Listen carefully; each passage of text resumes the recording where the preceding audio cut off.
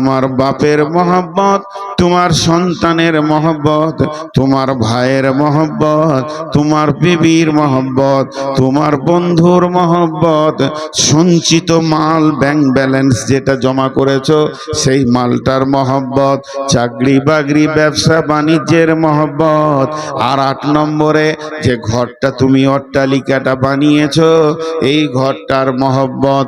Total 8টা মালকে বাম পাল্লায় চাপিয়ে দাও, বাম পাল্লায় রেখে দাও।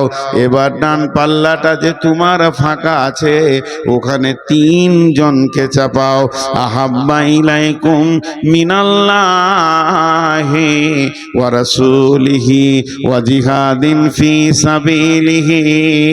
যার কাছে দিন আছে তার কাছে হালাল হারাম পরিষ্কার আছে, এটা হালাল না এটা হারাম ও দেখতে পেয়েছে। আর যার কাছে দিন নাই জানতে হবে ও আঁধারে আছে, তখনই জুয়া খেলবে, তখনই মদ খাবে, তখনই নামাজ পড়বে, ফের তখনই কোথা টক্কর লাগিয়ে দেবে, লুচ্চা লাফাঙ্গারি করে বেড়াবে। তার মানে বোঝা যাবে এর কাছে দিন নাই, এর কাছে দিন আছে। এই হারাম থেকে নিজেকে বাঁচাচ্ছে, তার মানে এর ভিতরে আলো ঢুকেছে, এর ভিতরে আলো ঢুকেনি। একটা তর্জমা সারলাম। আর দয়ে বয়ে, দয়ের সাথে বকে পাছে লাগিয়ে দিতে হবে যে দীর্ঘি দন্তন দিন, এর আবার 19টা মানে আছে, একটা দুটা নয়, 10 আর 9 19। তার মধ্যে 2-1টা বলছি। দিন মানে অনুগত্য, দিন মানে প্রভুত্ব, দিন মানে শাসন বিচার, দিন মানে রাষ্ট্র শাসন, দিন মানে চলাফেরা, দিন মানে বোঝ, দিন মানে সমাজ, দিন মানে রুলস, দিন মানে প্রসিডিওর, দিন মানে আপনার কিনা আইন, আইন চলাফেরার আইন। সবগুলো আপনি দেখেন মিলিয়ে এলেন। দিন কার? আল্লাহর। আইন চলবে কার? আল্লাহর। দিন কার? আল্লাহর। দিন দিয়েছে কে? আল্লাহ। হুকুম চলবে কার? আল্লাহর। শাসন চলবে কার? আল্লাহর। আল্লাহ ছাড়া কারো শাসনে চলা যাবে না। এর মানে হলো দিন। এর নাম রাখা হলো ইসলাম। এতক্ষণ বলছিলাম দিন, এটা বেটা ছেলে, এটা মেয়ে ছেলে, নামটা এতক্ষণ বলিনি। এর নাম খাদিজা, ওর নাম আব্দুস সবুর, বেটা ছেলে দিয়েছে। দিন এতক্ষণ বললাম, কিন্তু আমাদের দিনের নাম হলো ইসলাম। ইসলাম, ইসলাম, ইসলাম মানে শান্তি, কিন্তু হয়ে গেছে অশান্তি। কেনে গো কেনে? এই কেনও তো 1 মিনিট বার করি। 10 জন বুদ্ধিজীবী বসেছে ঝাড়খণ্ডে, মনিরামপুর, ইলামি, তারানগর মিলে এরা বুদ্ধি করে এরকম একটা সভা করে গোটা ঝাড়খণ্ডের ব্রেনিয়ান বুদ্ধিমান উচ্চ যোগ্য 10টা মুসলিম ছেলেকে এনে হাজির করেছে, যারা গোটা ঝাড়খণ্ডের মধ্যে দামি ব্রেনিয়ান। ওদেরকে একটা টেবিল করে দিয়ে গোল করে বসিয়ে দিয়েছে, যে ওদের কাছে একটা প্রশ্ন ছুড়ে দিয়েছে যে আজকে মুসলমানরা কেন মার খেয়েছে এটা খুঁজে বের করো। তোমরা এইটা খুঁজে বের করো। তুমি বিদেশ থেকে ইঞ্জিনিয়ারিং পড়াশোনা করে এসছো, তুমি আমেরিকা থেকে ডাক্তারি পড়াশোনা করে এসছো, তুমি না মুসলিম সন্তান? তুমি বিদেশ থেকে আন্তর্জাতিক ব্যারিস্টার হয়েছো, তুমি বিদেশ থেকে হাকিমি শিখে এসছো, তুমি বিদেশ থেকে সব থেকে বড় পণ্ডিত হয়েছো, তুমি প্রিন্সিপাল হয়েছো, তুমি প্রফেসর হয়েছো। তোমাদেরকে গোটা ঝাড়খণ্ড ছেকে চুনাও করে 10টাকে এনেছি, শুধু এই সমস্যাটাকে খুঁজে বের করে দিতে হবে, আর এর সমাধান কি সেটাও বের করে দিতে হবে। 10 জন বসেছে, ওদের পাশে কেউ যাচ্ছে না। 10 ঘন্টা টাইম দেওয়া হচ্ছে, পানি দেওয়া হচ্ছে, খাবার দেওয়া হচ্ছে। বের করো, বের করো। এই রোগটা আগে যতক্ষণ না বের করতে পারবে ততক্ষণ পর্যন্ত এর শেফার ওষুধ খুঁজে পাওয়া যাবে না। আপনি আপনার গ্রামের ডাক্তারের কাছে যান, 50টা গুলি দিয়ে দেবে ট্যাবলেট, যেটা হোক একটা কাজে লেগে যায়। যদি পাস করার ডাক্তার কাছে যান, বুঝে সুঝে 2-5টা 10টা লিখবে।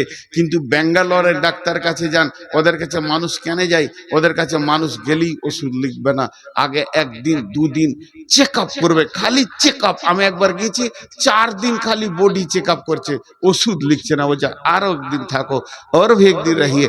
এই করতে করতে 4 দিন 5 দিন পর গোটা বডিটা খুঁজে বার করে আমার রোগ বার করে তারপরে প্রেসক্রিপশন লিখলো।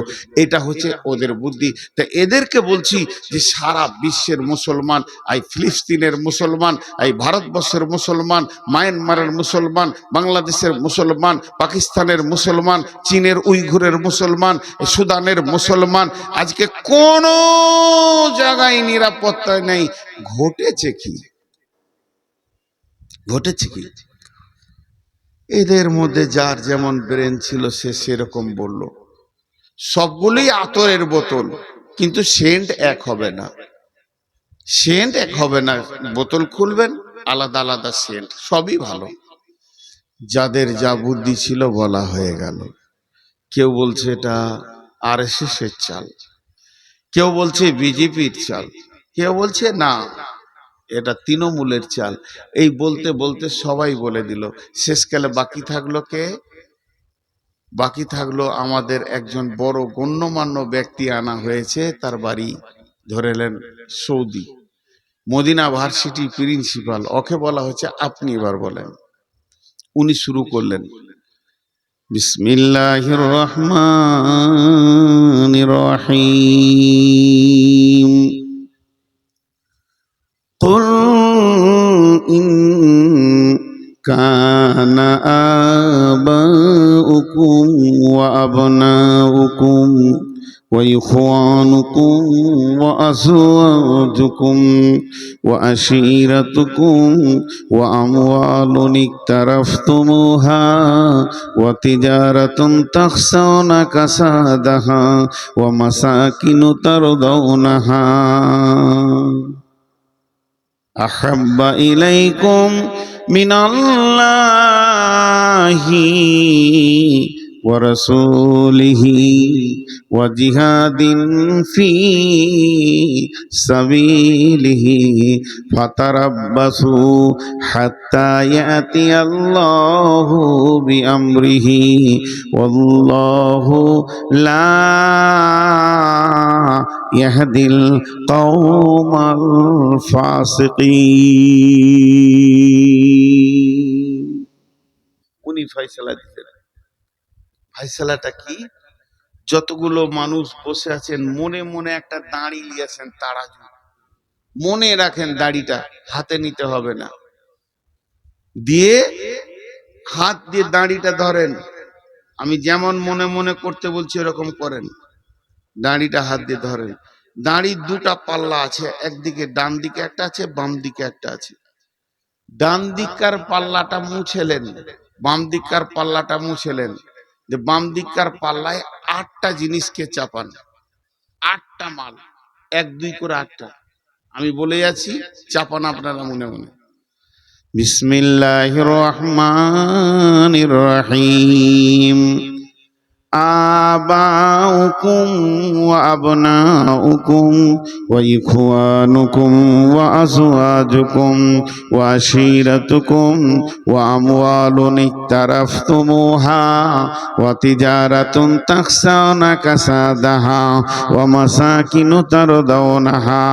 তোমার বাপের মহব্বত, তোমার সন্তানের মহব্বত, তোমার ভাইয়ের মহব্বত, তোমার বিবির মহব্বত, তোমার বন্ধুর মহব্বত, সঞ্চিত মাল, ব্যাংক ব্যালেন্স যেটা জমা করেছো সেই মালটার মহব্বত, চাকরি বাকরি ব্যবসা বাণিজ্যের মহব্বত, আর 8 নম্বরে যে ঘরটা তুমি অট্টালিকাটা বানিয়েছো এই ঘরটার মহব্বত। টোটাল 8টা মালকে বাম পাল্লায় চাপিয়ে দাও, বাম পাল্লায় রেখে দাও। এবার ডান পাল্লাটা যে তোমার ফাঁকা আছে ওখানে 3 জনকে চাপাও। আহাব্বা ইলাইকুম মিনাল্লাহি ওয়া রাসূলিহি ওয়া জিহাদিন ফি সাবিলিহি। একটা আল্লাহর মহব্বত আর একটা রসুলের মহব্বত, আর আল্লাহ দ্বীনকে আগে বাড়াতে হবে এ ব্যাপারের মহব্বতটা ওখানেই চাপাও। যে 3টে জিনিস, একদিকে থাকলো 8টা, একদিকে থাকলো 3 3টি, বাম দিকে থাকলো 8টা, ডান দিকে থাকলো 3টি। আল্লাহ বলছেন তোর মনের দাড়িটা এবার ওপর দিকে তোল, তুলে তুই নিজে তাকিয়ে দেখ কাঁটার দিকে। তার মানে তোর অন্তরটা 3টের মহব্বত বেশি না 8টার মহব্বত বেশি?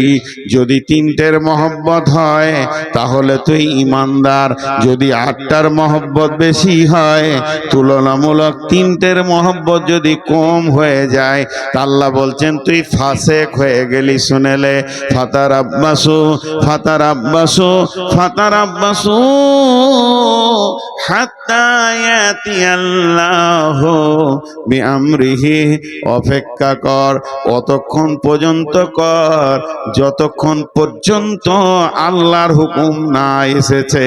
ওয়াল্লাহু লা ইয়াহদিল কওমাল ফাসিকিন, আল্লাহ ফাসিকদেরকে কোনোদিন হেদায়েতের রাস্তা দেবেন না।